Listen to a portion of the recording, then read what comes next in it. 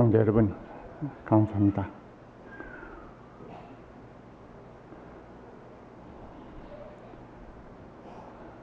오란분 제일이 가까워졌습니다. 오늘 이번 주입니다. 이번 주 목요일이 바로 운한말을 앞둔 우리들의 기도가 시작되는 날입니다. 형제 여러분들 다들 효성 지극하셔서 아마 우란분 헌공을, 우란분 기도를 준비하고 계실 걸로 압니다. 부처님께서는 효에 대한 본문이 극진하시고 참으로 큽니다. 이 땅에 있는 어떠한 가르침도 아마 부처님의 효에 관한 말씀만큼 효에 관해서 간과하고 깊고 넓은 가르침은 없다는 것을 저는 듣고 있습니다. 형제들 다들 많이들 배우시고 닦으시고 있는 걸로 압니다만은 오늘은 이 불안 문제를 앞두고 이달은 거의 효에 관한 깊은 수행을 하는 달로 되는 것 같아서 부처님의 이 효 법문을 다시 돌이켜보는 날로 삼겠습니다. 우란분야는 우리들의 가장 받들어 우러러볼 효를 잘 닦으신 효자들을 우리가 또한 그날은 내세워서 존경하고 받드는 날이 되기도 합니다만은 우리 모두가 이 효법문의 깊고 큰 것을 생각해서 다시 효법문을 닦고 있는 자신을 돌이켜보는 기회가 되시면 좋겠습니다. 먼저 분모 은증경에 말씀되고 있는 부모님의 10가지 중한 은혜를 돌이켜보는 순서로 갖겠습니다. 그리고 부처님의 법문을 좀 돌이켜보기로 하겠습니다. 다들 자세를 바르게 하시고 합장해 주실까요?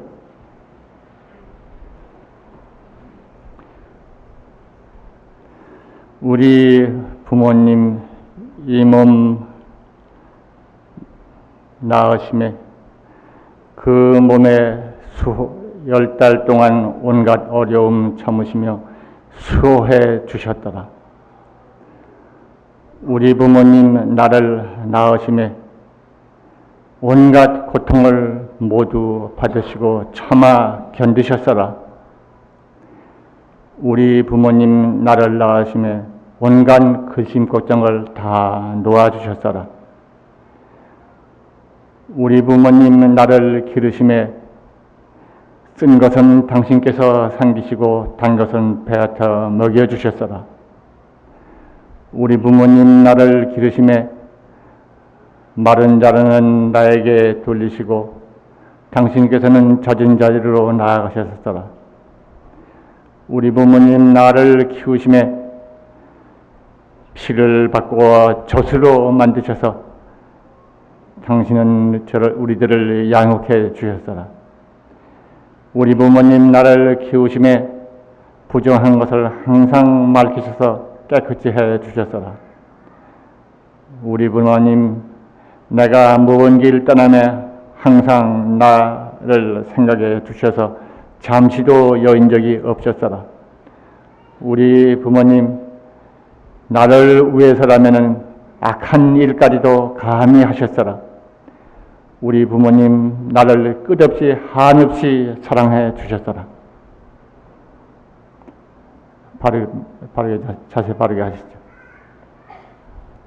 아마 다들 여기 계신 형제분들은 거의 모두가 저를 빼놓고는 부모 노릇을 하고 계신 분이 되시니까 아마 부모님 심정을 누구보다도 잘 아셔서 부처님의 이 가르침에 대해서 더욱 친근하고 간절함을 아실 것이라고 생각을 합니다. 부처님께서는 효에 대해서 어떻게 말씀하셨던가, 그 모두를 살필 겨를이 없습니다. 오늘은 몇 개 경전의 말씀을 제가 추려봤습니다. 먼저 효에 관한 부처님에 관해서 부처님은 어떻게 말씀하셨던가 몇 대목만 돌이켜보기로 하겠습니다. 우리 형제들 가지고 계시는 요전에 보이는 부모 은중송, 그것은 심주광경 보온품에 보이는 대목을 추린 것입니다만은, 우선 거기에 나오는 그 가운데서 어머니의 십덕이라고 하는 요약된 대목이 있습니다. 장행분과 중송분에 나오는데 그 둘을 합해서 지내남대로 한번 읽어가겠습니다. 이 까닭에 어머니에게는 십덕이 있음을 알지로다. 첫째는 대지인이 어머니 태에 있는 동안에 땅처럼 그에 의지하였으며, 둘째는 능생인이 온갖 고통을 겪으시고 나를 낳아주셨으며, 셋째는 능정인이 항상 어머니의 손으로서 온갖 몸의 안팎을 다스려 주셨으며, 넷째는 양육인이 철 따라 항상 잘 살피셔서 길러 주셨으며, 다섯째는 여지자니 능히 온갖 방편으로서 지혜가 나게 해 주셨으며, 여섯째는 장엄인이 온갖 묘한 구슬과 그 밖에 장엄으로서 몸을 꾸며주셨으며, 일곱 번째는 안온인이 어머니의 품 안에서 편안히 쉬게 하셨으며, 여덟 번째는 교수인이 좋은 방편으로서 우리를 인도해 주셨으며, 아홉 번째는 교계인이 착한 말로서 악한 일에서 멀리 떠나도록 항상 가르쳐 주셨으며, 열 번째는 여업인이 능히 가업을 자식에게 부척해 주셨느니라. 거기에 이은 대목들, 간절한 대목들이 있습니다만 시간도 있고 해서 다른 기회로 미루겠습니다. 그 다음에 역시 심주광경의 한 대목입니다만 효양지복에 대해서 부처님은 이렇게 말씀하고 계십니다. 세간 일체의 선남자 선여인이여, 부모님의 은혜가 산보다 높은 것을, 중한 것을 알지로다. 마땅히 효경심을 항상 마음에 지내야 할지니, 은혜를 알고 은혜를 갚음이 이것이 성도로다. 만약 여기 사람이 있어 지성으로 부처님께 공양하고 또 한 사람이 있어서 지성으로서 효도를 닦는다면 이 두 사람의 복이 다를 바 없으니 모두 삼세의 보를 받아도 다함이 없으리라.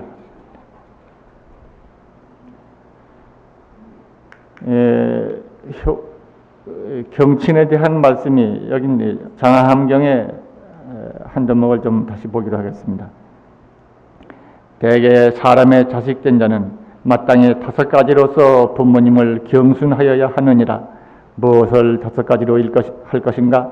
첫째는 능히 부족함이 없이 항상 받들어 이바지할 것이요, 둘째는 하는 바 모든 일을 먼저 부모님에게 사려올 것이요, 셋째는 부모님의 하시는 일을 공순하여 거스르지 아니할 것이요, 넷째는 부모님의 바른 영을 감히 어기지 아니할 것이요, 다섯째는 부모님의 하시는 정업을, 바른 생활업을 끊지 않을 것이라. 이 대목을 읽으면서 어제도 이 생각이 났습니다만은 아마 이 자리에 계실 겁니다. 마포구에 계시는 노보살님, 당신 불광에 오셔서 5년이 되는데 그 처음에 어려움이 그 많다는 일을 반야바라밀 수행을 하고 스님 일러주시는 방법으로 기도를 했더니 그 모두 이루셨습니다. 부채 문제, 송사 문제, 나중에는 이제 그 자부의 신앙 문제 이르기까지 그 모두 이루셨다고 어제 그저께 저한테 오셨어요. 근데 그 말씀 가운데서 당신이 그 아들이 하는 일, 사업을 위해서 기도를 했다는 말씀이 하는 가운데서 아들이 무슨 일을 어떻게 하고 있는지 자세히를 모르기 때문에 부처님께 기도를 하면서 또 그러한 자세한 기도를 하지 못했다고 하는 말씀을 들었습니다. 저때 그 아들 되시는 분이 어머니에게 제가 이런 일을 하고 있습니다. 이렇게 되어가고 있습니다. 하고 아마 RAG를 아마 덜 했던 모양이죠. 여기 부처님께서는 역시 무슨 일이든 하는 일이든 먼저 부모님께 사뢰라. 부모님의 가르침과 인도를 따로 받지 못할 그런 전문적인 분야라 하더라도 어떤 부모님께 아뢰라. 알고 있게 하라 하는 대목 같은 거 가슴에 특별히 와 닿는 대목입니다. 그 다음에 본사경에 나오는 대목을 좀 읽겠습니다. 가령 사람이 있어서 한 사람은 한쪽 어깨에 아버지를 받들고 한쪽 어깨에 어머니를 받들고서 그 수명이 다하도록 쉼없이 공양하고 이바지하고 의복이나 음식으로 받들며 또한 약으로서 모셔서 가지가지 필요한 것을 모두 다 잘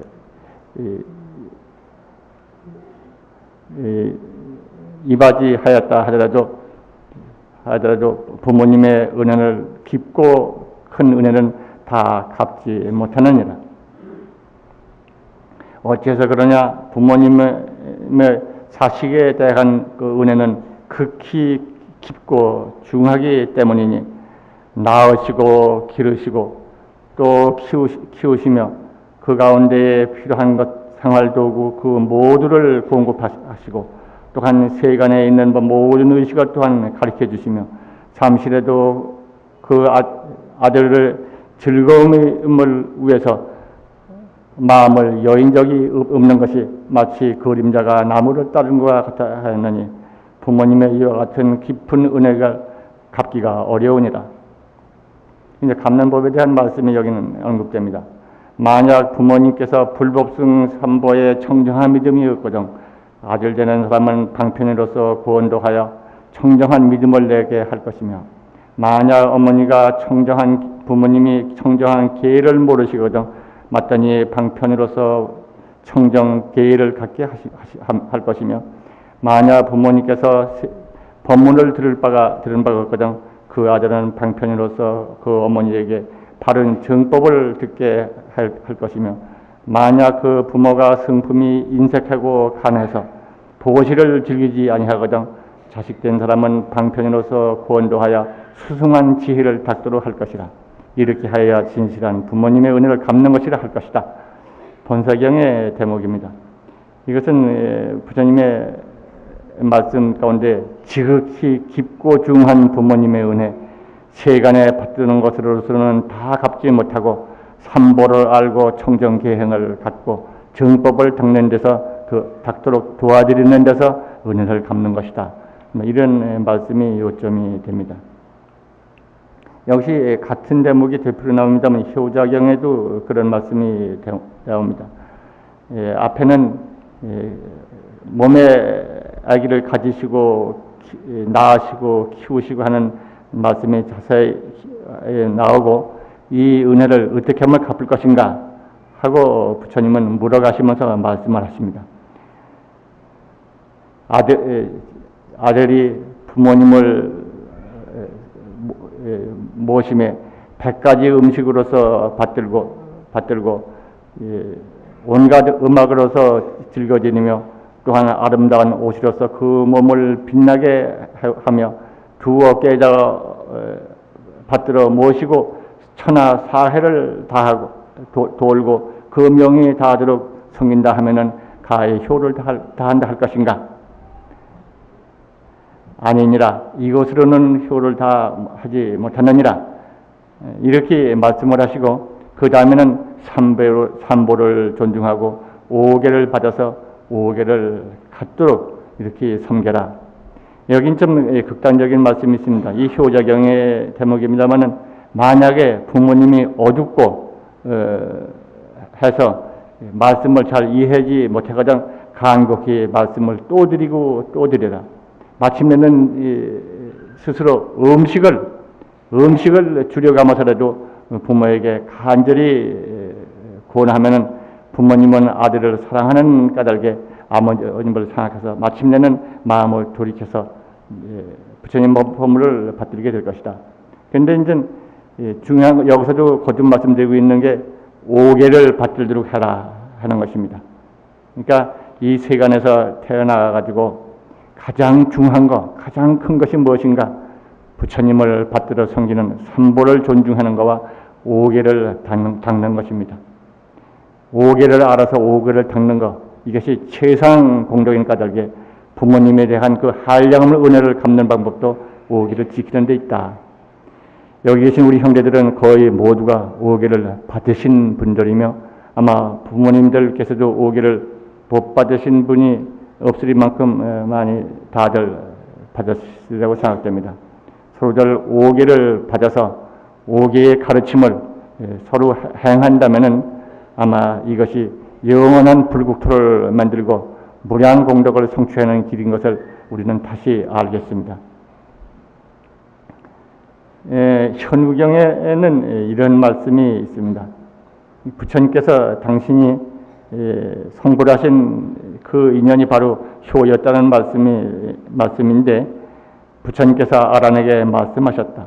출가 제가의 모든 사람들이 지극한 마음으로 부모에게 효순하고 고양하면 그 공덕을 이루 헤아리기 어려우니라.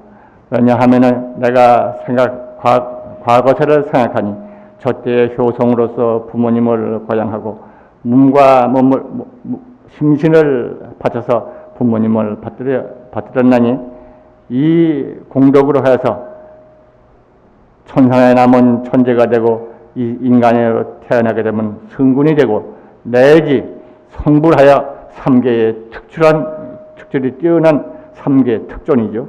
특존이 되는 복을 성취했느니라. 부처님의 금삭신이 바로 효한 데 있다고 심지광전 말씀이 있습니다만 하여튼 부처님의 성불하도록 된 그 복덕이 바로 효에서 왔다 하는 걸 생각해 보면 효의 가르침 이것이 저만큼 부처님께서 지극하신 것을 알 수가 있습니다. 잡보장경에 나오는 말씀 한 대목을 더 보기로 하겠습니다. 여기는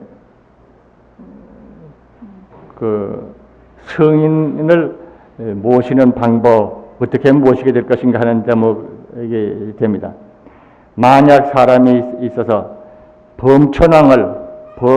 청상의 범천왕을 자기 집에 모시고자 하거든 부모님께 효양하라.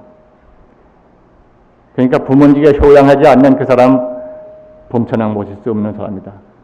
그러면 범천이 곧 그 집에 임하리라. 만약 재석을 그 집에 모시고자 하거든 부모님을 효양하라.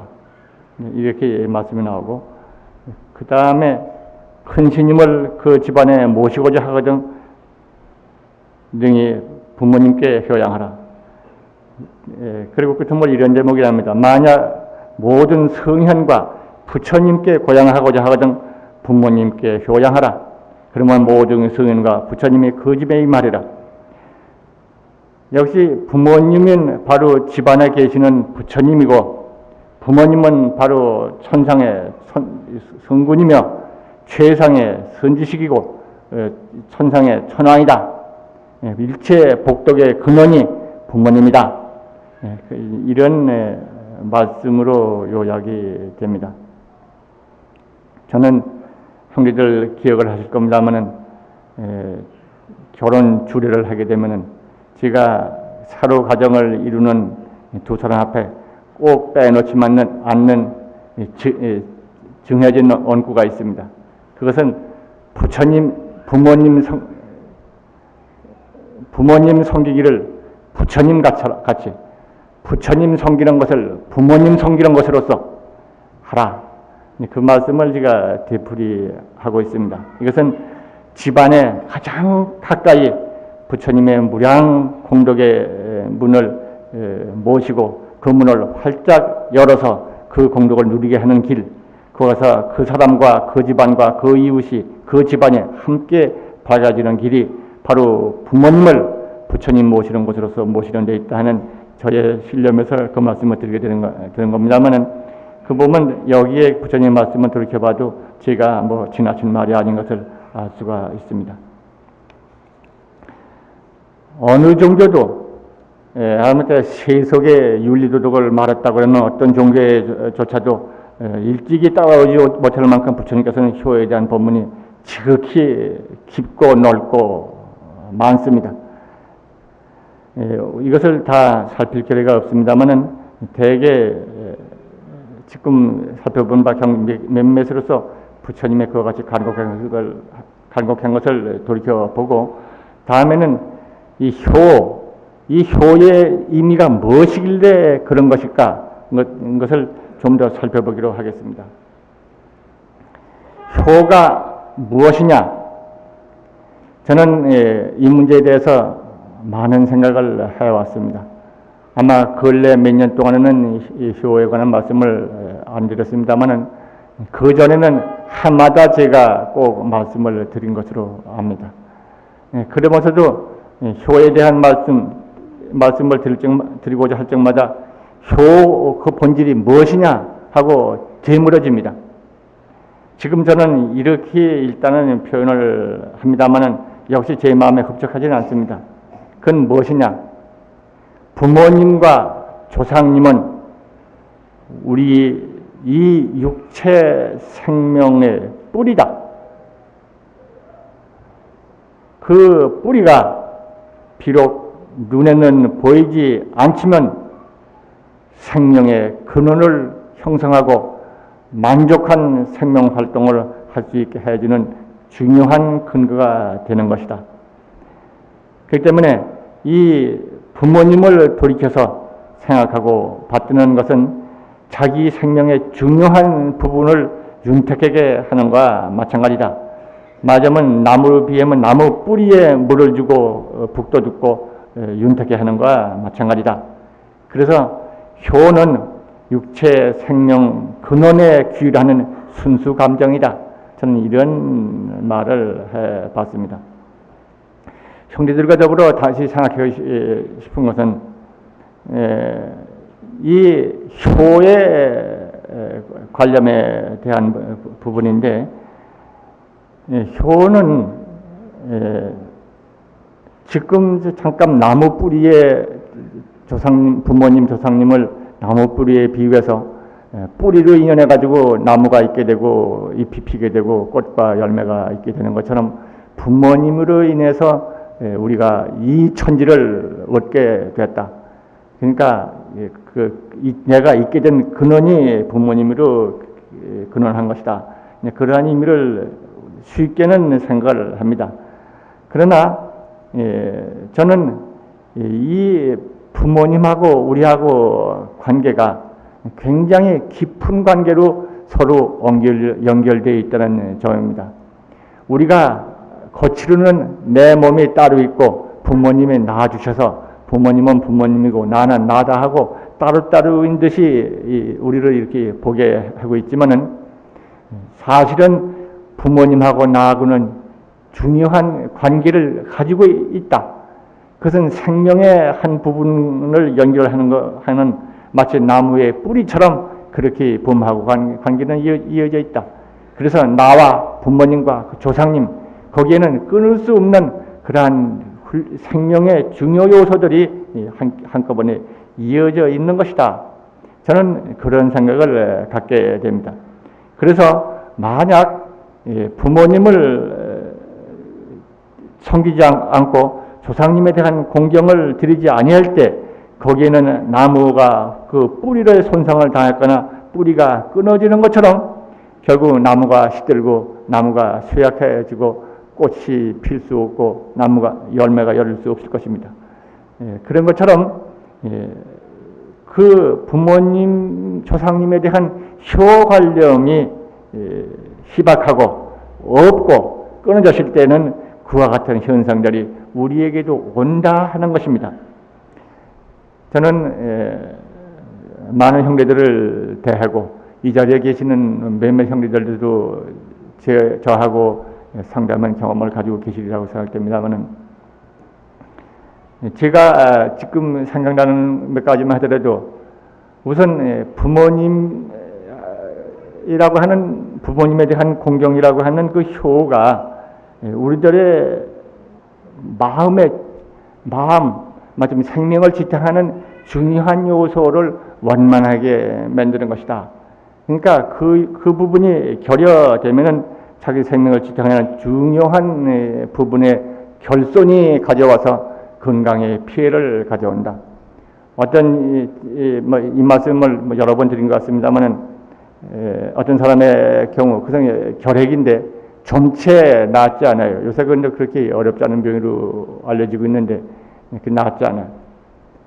그래서 이제 그 원인을 여러 가지로 추궁해 본 결과 병의 질이 특별히 악성이라든가 약에 내성이 생겨가지고 제대로 병균에 대한 퇴치력이 줄어들다든가 그런 의미 이상의 부모에 대한 강한 반발심, 부모에 대한 그 저항감이 원망감이 가득히 깔려 있는 것을 봤던 것입니다. 근데 이것은 결국 그 결과가 그러한 병에 떨어지지 못할 관계를 만들고 있는 것을 이해가 돼서 그거를 끊게 만들었는데 이미 그때는 부모님이 돌아가시는 후니까 소용이 없어요. 말하자면 부모님이 그 정치에 관여해가지고 실패해서 선거에 실패해가지고 사업도 망치고 가업도 망하고 그래서 아들 교육도 제대로 못 시켜야 돼가지고 그 아들이 내가 이렇게 어려움을 당하게 됐는데 모두가 아버지의 잘못이다 하는 아버지의 원망이었습니다만 그때는 이미 돌아가신 후라. 돌아가신 후라도 먼 우리 조상님이 우리 부모님의 다시 부모님의 부모님인 것처럼 그 부모님과 관계로서 다 이어져 있는 것입니다. 나무 뿌리가 눈에는 보이지 않아도 땅 속에 있어서 이 생명을 나무를 지탱하고 있는 것처럼 부모님은 보이지 않고 조상님은 보이지 않다 하더라도 우리의 깊은 생명 내면의 생명의 원만을 지속시킬 수 있는 중요한 조건이 되어서 우리를 키워가고 있는 것이다. 그 부분이 거슬려지고 있을 때 그러한 비용이 온다 하는 것을 알게 했던 것입니다. 그래서 이제 그 부모님에 대해서도 이미 가신 부모님도 가셨다 하더라도 부모님을 향한 그릇된 생각을 돌이키고 참회하고 고향을 하고 이렇게 수행을 했을 때 그 사람이 회복된 것을 압니다. 그 사람 그런 예는 몇이 있습니다만 그건 단순히 그 마음 가운데 부모님이든 누구이든 적대심, 원망심 그러한 좋지 않은 거칠은 마음을 가지고 있으면 그러한 불행이 오는 것이다. 당연히 오는 것이다. 이렇게 우리 형제들은 생각할 것입니다. 특별히 부모님이라고 안 하더라도 이웃 사람에게도 마찬가지고 지나가는 사람에게도 마찬가지고 어떤 사람에게든지 하여튼 그렇게 격한 감정을 가지고 있으면 해로울 것이 아니겠느냐 그렇게 생각할 수도 있어도 우리들에게 또 한 가지 잊지 말아야 할 것은 우리들이 가지고 있는 마음에는 생명을 지탱할 수 있는 중요한 요소가 있어서 이 요소는 여러 관계를 가지고 있다. 그 가운데서도 진리에 순응한 자기의 진실 생명에 순응하는 그러한 관계를 순하게 가지고 있으면은 또 몰라도 그것이 거슬릴 때에 역시 그 거슬리는 결과가 좋지 않게 나타난다.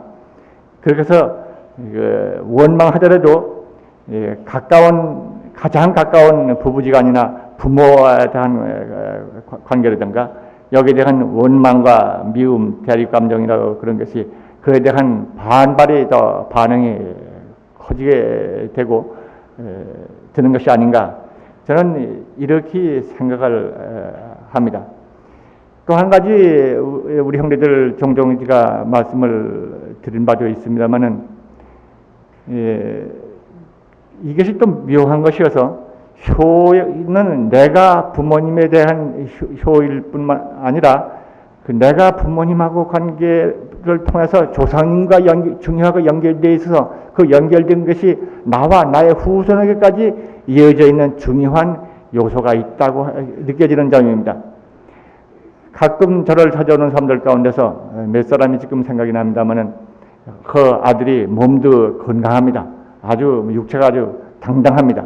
공부도 잘해서 한국에서 제1류라고 하는 1급이라고 그러는 대학에 들어가서 공부도 잘했습니다. 그런데 웬일인지 한쪽이 부족한 부분이 나와요. 정신 허약 증세, 정신의 건강이 문제가 돼서 노예로제라든가 뭐라고 해가지고 결국 정상적인 상황에 적응을 못하고 공부도 중단하고 활동도 중단해가지고 그래서 절에 와서 쉬어볼까 어떻게 하면 좋을까 하고 의논해오는 분들을 몇몇들을 봅니다. 이런 걸 보면 다른 분들 정신과 전문하시는 분들은 그런 나름대로의 진단을 내리고 해석을 할 것입니다. 그러나 저는 별도의 분야에서 그걸 봅니다.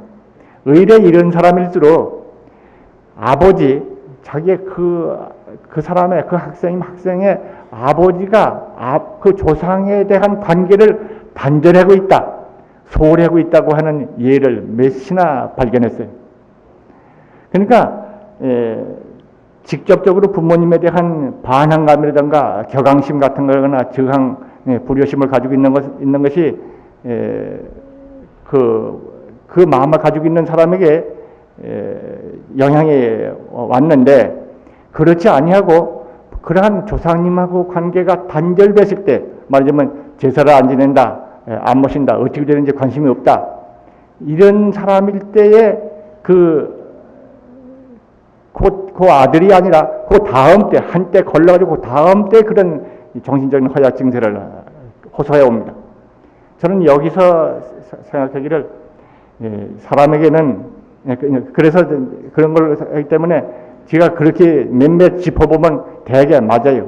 그런 증세를 가져오는 사람한테 그 조상에 대한 관계가 어떻게 됐는가 물어보면 관계가 분명히 있습니다. 저는 여기서 그 조상이 천도되어야 받아야 할 외로운 관계에 있었다거나 불행한 관계에 있었다고 하는 것을 말하는 것이 아닙니다. 아무리 그 부모님이 완벽하신 수행자였다 하더라도 그 부모님하고 관계, 조상님하고의 관계가 단절되었고 받들어 뿌리를 향해서 모시는 그 마음이 말라버리실 때 그 다음 대 생의 정신적인 허약 증세를 가져온다 하는 것을 저는 보는 것입니다. 이런 점에서 우리들은 이 육체로서 독립해서 따로따로 사는 것 같아도 육체를 지탱하고 있는 중요한 정신적인 요소는 부모님하고 이어져 있고 부모님을 통해서 또한 조상님하고 이어져 있고 긴 과거 조상님하고 하나로 이어져 있는 생명의 뿌리가 있는 것이다. 그렇게 저는 생각하지 않을 수가 없습니다. 그래서 우리들이 경험해보면은 이런 말씀이 있습니다. 효에 대한 말씀 가운데서 제가 오늘은 그 대목을 안 읽었습니다만은 부모님보다 더 맛있는 음식을 먹고 부모님보다 더 따뜻하고 좋은 옷을 입고 부모님보다 존경을 받는 그런 마음씨를 갖는 사람이면 지옥 간다는 대목이 나옵니다. 근데 그것은 아까 조금 언급하자 말했습니다만은 우리가 진리 상태로 가지고 있어야 할 마음 상태 그것을 어기었을 때 오는 반대 현상입니다. 이런 점 저런 점을 생각해 볼 때 우리들은 한 몸 따로 독립해서 따로 내 힘 가지고 살고 있는 것이 아니라 뿌리가 있어서 살고 있는 것이다. 이 뿌리는 나무 뿌리와도 같다. 이 뿌리를 존중하게 받들어 섬기지 아니할 때 우리 생이라고 그러는 현실 생활이 윤택하고 넉넉하게 되지 않고 건강하지 않는 것이다. 그런 얘기를 저는 볼 수가 있습니다. 지장 십륜경이 아니라 본원경에 그 마야 부인이 지장보살에게 업보를 묻는 대목이 있습니다만 거기서 봐도 지옥에 나는 제일의 조건이 불효라고 나가는 걸 볼 때 그 이유가 뭔가 가장 진리적으로 순응돼야 할 생명 요소의 중요한 거부, 저항 행위가 그 마음을 가장 거칠고 나쁘게 만들어서 그에 상응하는 그림자가 따라붙는 것이 아니냐 그런 것을 생각하게 하는 것입니다. 이 부분은 제가 오늘 정돈하지 않은 말씀을 드려가지고 형제들하고 공감을 형성하게 됐는지 그걸 제가 잘 모르겠습니다만은 어떤 기회에 다시 말씀을 드리기로 하겠습니다. 거듭 지금 말씀드린 부분을 조금 정리를 해보면은 어쨌든 효라고 하는 것은 우리 조상에 대한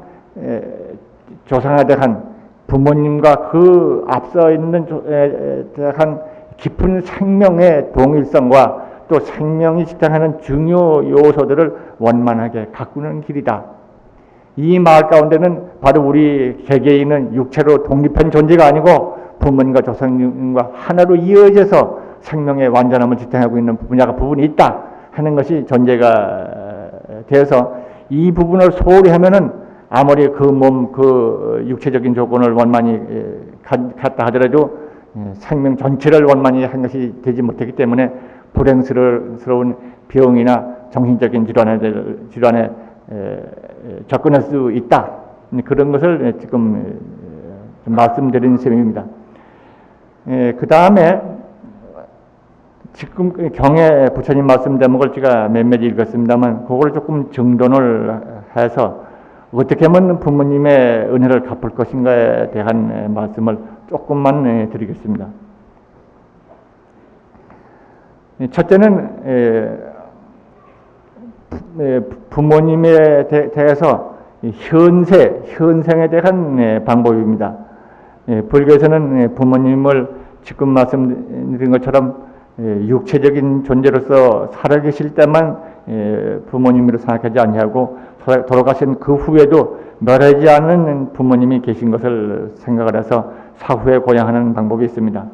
살아서 고향하는 방법은 경에 지금 말씀 나온 것 같이 그 몸을 편안하고 쾌적하게 해드리며 그 마음을 편안하게 해드리고 그가 당신께서 뜻하시는 바 그 거룩한 뜻을 계승해서 발전시킬 것이며 가업을 흥하게 만들고 가문을 성하게 하는 것이다. 이것은 부모님을 육체적인 부모님으로 알고 육체적으로 상관했던 일들을 잘 보존하고 받들어서 발전시키는 방법, 그리고 심신을 편안하게 모시는 방법, 이것을 이제 한 대목이 되겠고, 두 번째는 부모님으로 하여금 현생에 있어서의 편안하고 그 뜻을 키울 뿐만 아니라 보다 적극적으로 금생과 내생과 영원한 생을 이어서 추구해야 할 진리의 성불이죠. 그 길의 성취를 위해서 보탬이 되게 해드리는 것. 이것이 이제 부처님께서도 강조하고 있는 대문입니다. 정법 인연을 심어드리는 것. 이것이 두 번째 효의 방법이라고 하겠죠. 그래서 경에는 삼보를 존경하고 계를 받으며 계를 섬기는 이런 대목이 나왔습니다만은 또 그 밖에 경전들 읽어보면 구체적으로 보시에 관한 말씀을 종종 나옵니다. 왜냐하면은 가난하고 장애가 많고 고통이 많은 생애 가운데서는 여간에 발심해서 착한 일을 하기도 어려운 조건이 됐기 때문에 그러한 가난하고 어려운 그 조건을 만드는 것은 인색하고 간탄심에 부리고 그렇게 해서 보시를 모르는 데서 온다고 하는 것을 오는 것이어서 그 부분은 법문은 특별히 간절합니다. 그래서 계를 받게 하고 행해 갈 것이며 탐을 버리고 보시를 즐겨해서 즉 탐을 간단심을 멀리 하셔서 그 마음을 윤택하고 너그럽게 갖도록 만들어 드린다. 아무리 많이 가지고 있다 하더라도 넉넉히 물질적인 부를 축적하고 있다 하더라도 이거 가지고 부족하다. 항상 부족하다. 그런 마음을 가지고 베풀 줄 모르고 쌓아 드릴 줄만 아는 심정은 아무리 물질적으로는 많이 가지고 있다 하더라도 마음 상태는 가난한 것입니다. 마음 상태는 굶주리고 있는 것입니다. 굶주리고 있기 때문에 그 굶주리고 있는 마음 상태가 그 다음 생에는 굶주리는 결과를 가져오고 말해요. 현세까지에 가득 쌓았던 부가 다음 생에 가져가는 것이 아니라 오히려 가득 쌓기 위해서 길러놨던 굶주림의 그 줄인 마음이 뿌리가 돼가지고 그 다음 생에는 아기도에 태어난다 하는 결과가 되는 것입니다. 이런 점에서 부모님에게 정법 인연을 신고드리며 계를 받게 하고 되도록 간탐심을 버려서 기쁜 마음으로 보시를 행해서 복스러운 마음을 키워드린다. 이것이 현생 부모를 모시는 중요한 두 번째가 되겠습니다. 그 밖에 또 하나는 형제들 잘 아시는 사후 고향입니다. 사후에 고향을 올려서 천도해드리고 경전을 출판한다든가 그 밖에 자비보시를 행한다든가 바람일 행을 행해서 부모님에게 회양해 드리는 이런 대목들은 부모 은중경에 자세히 말씀이 강조되고 있습니다. 그래서 우리 불자들의 보훈의 길은 예경하고 공경하는 일, 두 번째는 정법 인연을 심거드리고 키워드리는 일, 세 번째는 사후에 고양하는 일. 고양 가운데는 여러 가지 있지만은 그 가운데 빠져나갈 것이 자손들이 바람일 행을 해서 보살도 자비 행을 하셔서 정법 청정 행을 해서 부모에게 회양한다 하는 중요한 수행 덕목이 있는 것도 우리가 잊지 말아야 하겠습니다.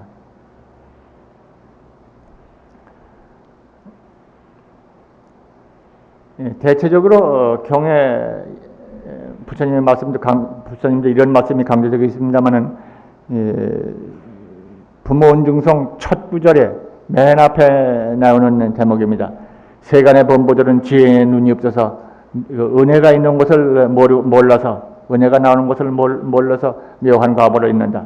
은혜가 나오는 곳 바로 부모님에 대한 효경인데 효를 하고 받들어 모심으로써 묘한 과보를 받을 텐데 불구하고 어리석어서 지혜의 눈이 없어서 그걸 모른다. 그런 대목이 경에 나옵니다. 효야말로 대공덕의 문이다.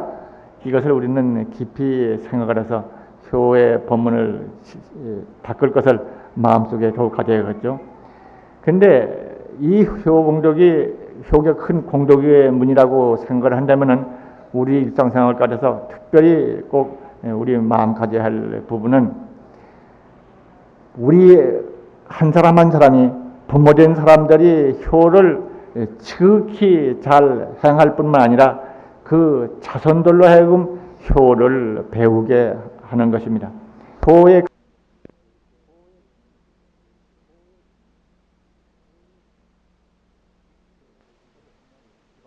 지킬 것이며 그 자손이 큰 공덕을 입어서 성불의 길로 성장할 것이다. 그러니까 자손에게 남겨줄 것이 지혜고 지식이고 재산이고 많지만은 그 가운데서 이 효법문을 자손에게 꼭 전해주도록 노력해야 하겠다 하는 것을 여기서 다시 배웁니다. 효는 대공덕의 문이다. 이 점을 우리는 잊지 말아야 하겠죠. 효는 그렇기 때문에 배우는 장소는 가정입니다. 가정에 효를 해야 한다고 하는 것은 가정 아니더라도 배우지 않으더라도 대개도 웬만하면 그 천륜이기 때문에 다들 알고 있습니다. 그러나 실천하는 것은 집안에서 보는 대로 실천하는 것입니다. 부모님이 만약 진정을 기울여서 그 할아버지 조부모에게 지성을 바치고 돌아가신 후에도 진정을 바쳐서 효성을 바친다고 하면은 그 진정을 자손들은 곁에서 볼 것입니다. 만약 하기는 하면서도 진정이 아니고 형식이 뿐이고 의례적이고 관례적인 것이라고 된다면은 자손들도 역시 의례적이고 관례적인 것이 되어서 진실한 효를 배우지 못할 겁니다. 진실한 효를 배우지 못하면은 진실한 대공덕의 문을 자손에게 물려줬다고 할 수가 없겠죠. 이런 점 생각한다면 우리들 한 사람 한 사람이 무엇보다 집안과 자손을 위해서라도 진정한 진실한 효법문을 닦는 사람이 되어야겠다 하는 것을 다시 마음 갖게 합니다. 거듭 말씀드리지만은 부처님께서도 당신 효행으로 인해서 성불했다 하는 말씀을 생각해 볼 때 최상 공덕의 문 효 이것을 거듭거듭 우리는 생각하는 것입니다. 한마디 여기서 또 우리가 줄 것은 이 부모님은 우리 한 사람 한 사람 따로따로 있습니다만은 우리가 살고 있는 우리라고 이 땅 우리 모두의 부모님 그 나이 많으신 어른들입니다. 이 자리에 계신 분들이 또 많은 분들이 또한 그렇게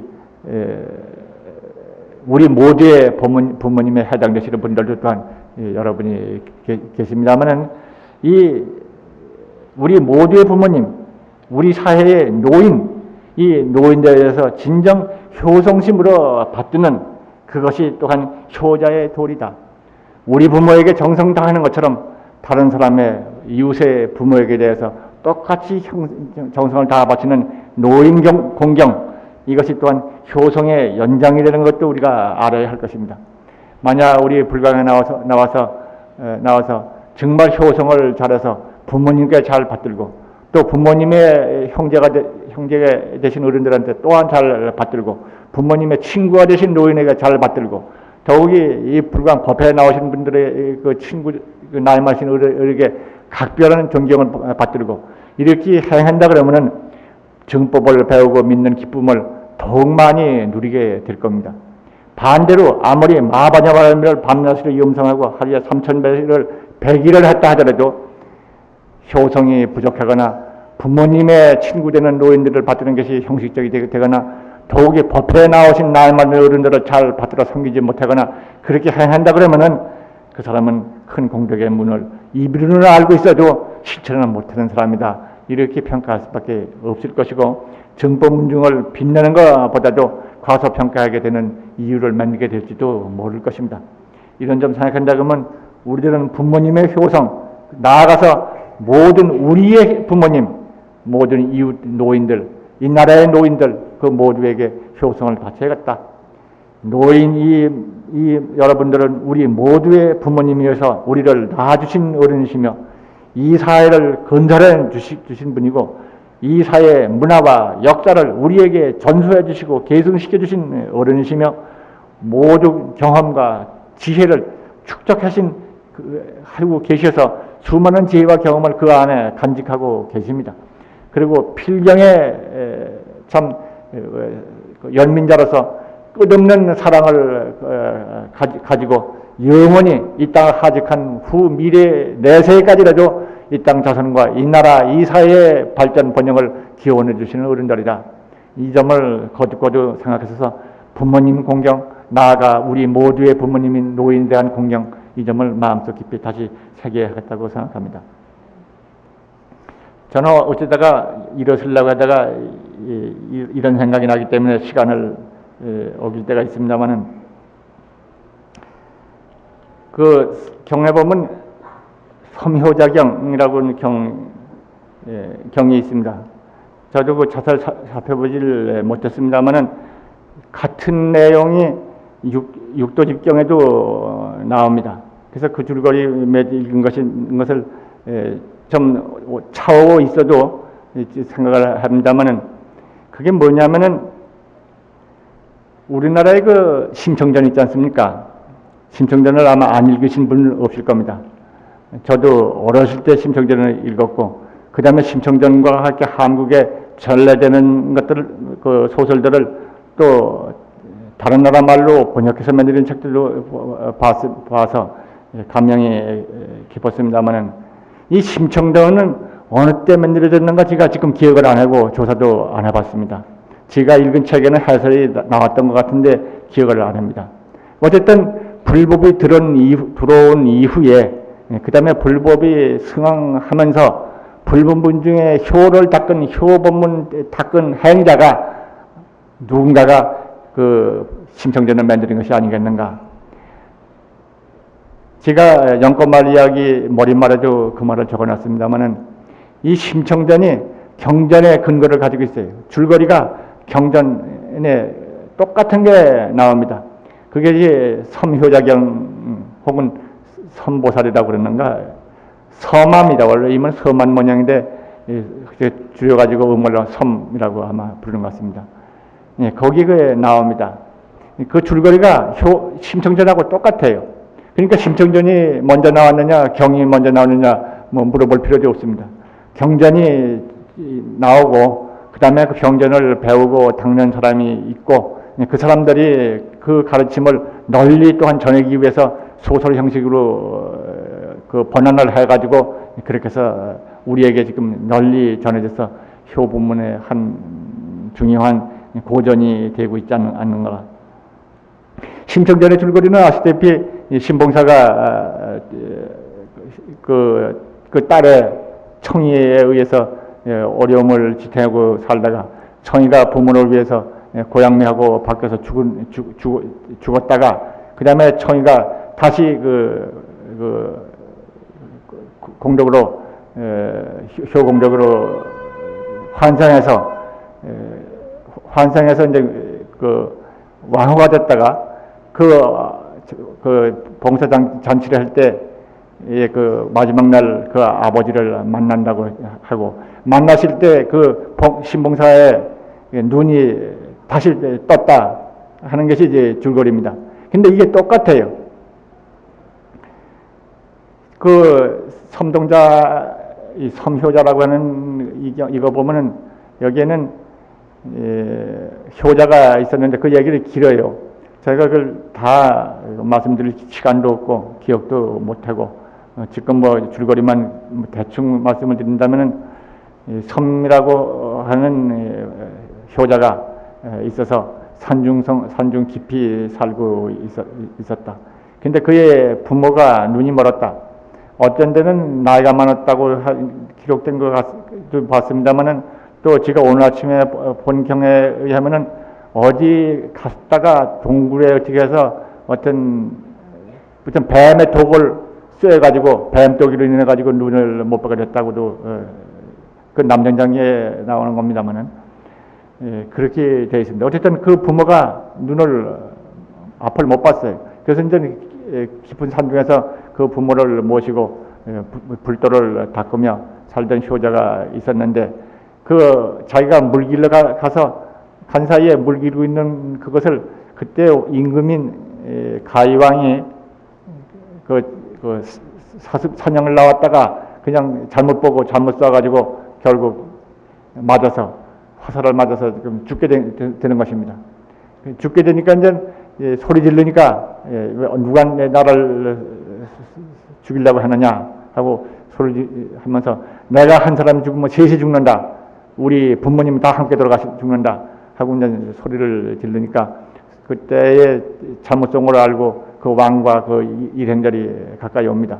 그렇게 해서 이제 그 효자인 것을 알고 그 부모가 그 가까운 곳에 살고 있는 것을 알게 됩니다. 그래서 이제 그 부모한테 가서 아들이 죽었다고 하는 얘기를 알려줬더니, 그 부모가 아들을 봐야 한다고 이제 아들한테 옵니다.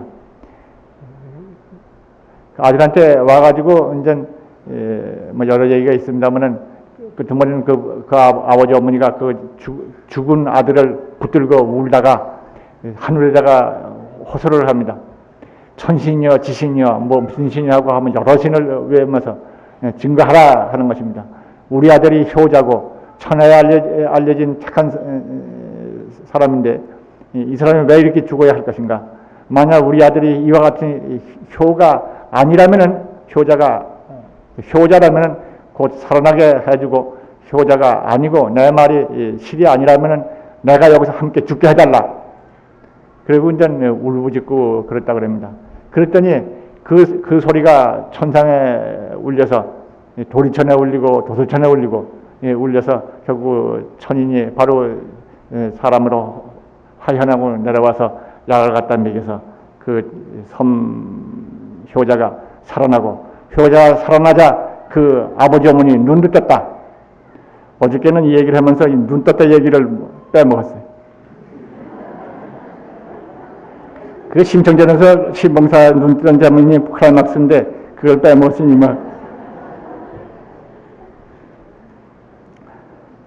근데 저는 이것을 왜 이 시간에 볼 때 생각이 났느냐면은,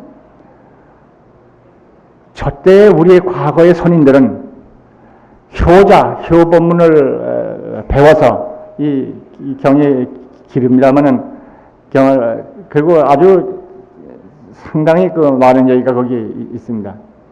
배워가지고는 널리 이웃에게 전하기 위해서 심청전을 만드는 거라고요. 줄거리가 거의 똑같지 않습니까? 그렇게 해서 효를 가르치고 부처님을 법을 가르쳤습니다. 그래서 부처님의 법을 모르는 사람도 효를 행하도록 하는 것을 만들었다. 그 점에 대해서 저는 지금 감격하는 것입니다. 저때 우리 조상은, 우리 선대들은 이 효동자에 대한 섬효자에 관한 것을 배워가지고 이와 같이 해서 법을 전하고 이웃에게 전하고 우리 사회에다 전하고 우리 역사한테 전해서 후손인 우리들까지 효를 알게 해 주셨는데 우리들은 어떻게 하고 있느냐? 우리들도 이 효법문을 정말 배웠거든. 스스로 실천해서 집안을 더욱 밝게 하고 후손에게 더욱더 이어질 뿐만 아니라 사회 전체가 부처님의 법문을 배워서 전체가 불국토가 되는 일에 대해서 더욱 분발해야 하지 않겠는가 그런 생각이 나는 것입니다.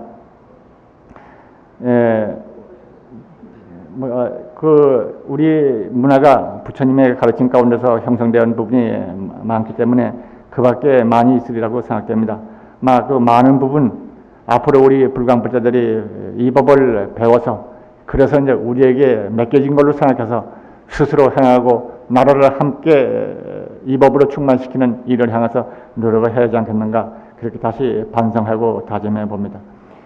아마 목요일 날로 시작되는 우란문 7일기 기도에 모두가 참여할 것을 권합니다.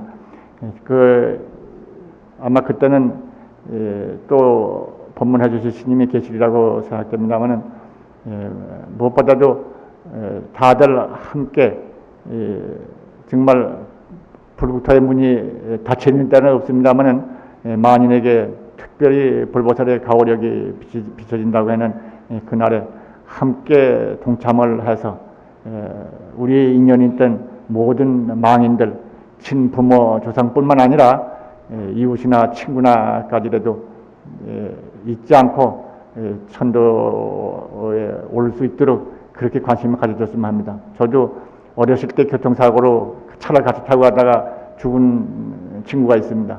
그 친구를 이날만 잊어버리지 않습니다. 그래서 꼭 우표에다가 이름 적을 때 김씨 용남영가 제가 그렇게 꼭 적습니다. 우리 형제들도 아마 잊지 않고 우리 형제들을 아는 사람들이 이 기회에 부처님 광명을 받는 날이 되도록 그렇게 해주셨으면 하고 바랍니다. 감사합니다.